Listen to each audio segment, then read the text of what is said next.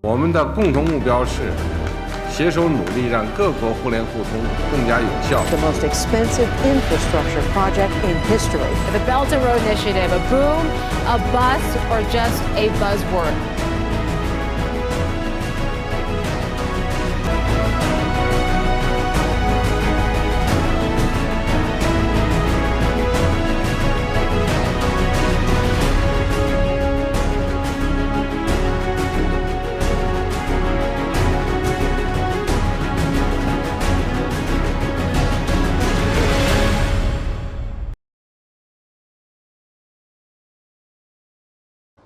The Belt and Road Initiative was introduced by China in 2013 under President Xi Jinping.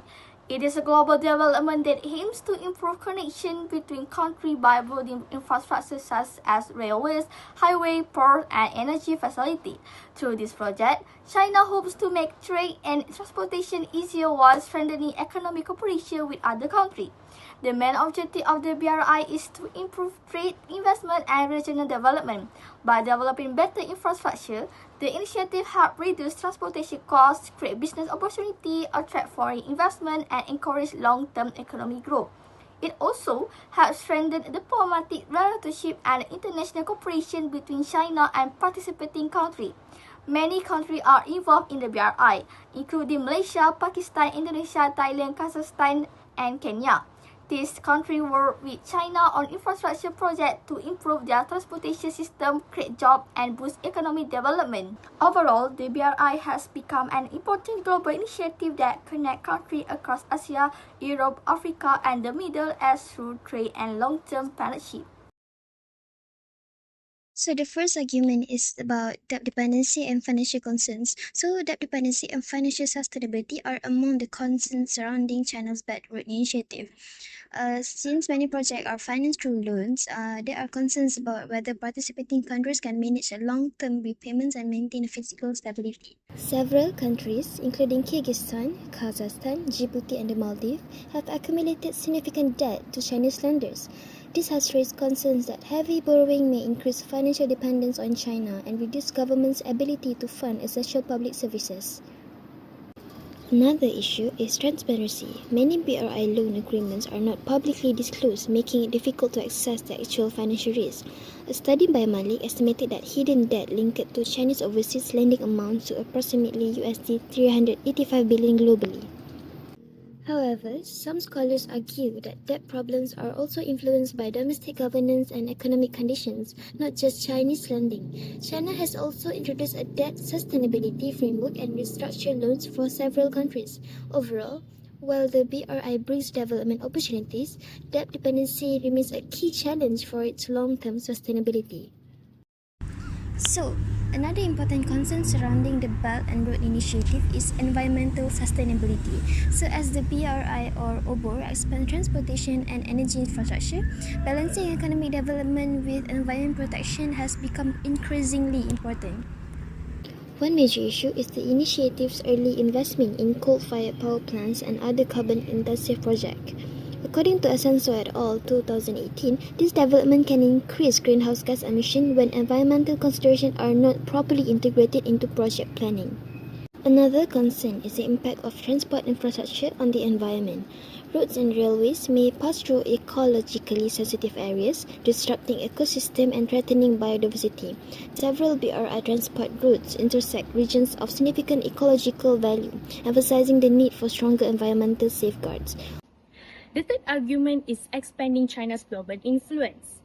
Through Obor, China is strengthening diplomatic and economic ties with many countries, especially developing nations. Martin Napang and colleagues argued that the implementation of Obor is to strengthen China's position as a strategic development partner.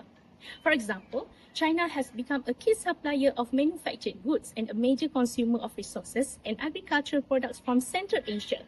As a result, China has strengthened its connectivity to become an influential regional economic partner. Finally, the last argument is strategic control of ports and trade routes. China has improved infrastructure and supply chain efficiency across Asia and Europe through major investment in ports, railways, and trade corridors. For example, China's largest shipping company COSCO has leased part of Pirates Port in Greece to expand access to the European market. Not only that, through the China-Pakistan Economic Corridor CPEC, China links Xinjiang to Guadalajara port to secure a more stable oil and gas import route. Therefore, China's position in global trade can improve its logistic and trade networks through the Obor initiative. I will explain about the Belt and Road Initiative, or BRI, through two major international relations theories, which is realism and liberalism. From the realist perspective, the BRI is seen as a strategic tool for China to expand its power and influence globally. Realism also suggests that states act based on self-interest and power competition. Through investment in ports, railways and infrastructure, China strengthened its geopolitical position in key regions. A well-known example is Hambantota Port in Sri Lanka, which was leased to a Chinese company for 99 years after debt repayment difficulties. This shows how economic investment can increase China's long-term strategic influence. From the liberal perspective, the BRI is viewed as a platform for cooperation and mutual benefit. Liberalism emphasizes economic interdependence and shared prosperity. Many developing countries face infrastructure challenges, and the BRI helps by providing funding and expertise. Better infrastructure improves trade, create jobs, and support economic growth. Stronger economic ties also encourage peaceful cooperation between two countries. In conclusion, realists see the BRI as a tool for expanding China's power, while liberals view it as a framework for cooperation and development. Both perspectives help us better understand the global impact of the BRI. Next, we'll be discussing on three major issues related to the Belt and Road Initiative. The first one is increased dependency on China. Obor is often presented as a win-win initiative that promotes economic integration, increased foreign direct investment, and helps developing countries participate in global value chain. Participating countries have experienced an average increase of 21% in foreign direct investment. However, critics argue that this economic relationship can create dependency on China through its financial influence and market power. China may gain greater control in negotiations and economic partnership. For example, countries such as Kazakhstan and Uzbekistan are becoming overly reliant on Chinese investment and market to develop their own infrastructure. The next issue is infrastructure development implementation failure. Infrastructure development is the main mechanism of Obor, with approximately 47% of total investment allocated to transportation projects such as railways and port. This project aims to improve connectivity and reduce transportation costs. For example, rail links through Central Asia have significantly shortened the time required to transport goods from China to Europe. However, many projects have been criticized for favoring China's state-owned enterprises through one-sided contract. Critics also argue that China uses this project to export excess industrial capabilities, particularly in sectors such as steel and cement. As a result, local supplier often struggles to compete with lower-cost Chinese firms. Furthermore, several projects have been delayed or suspended.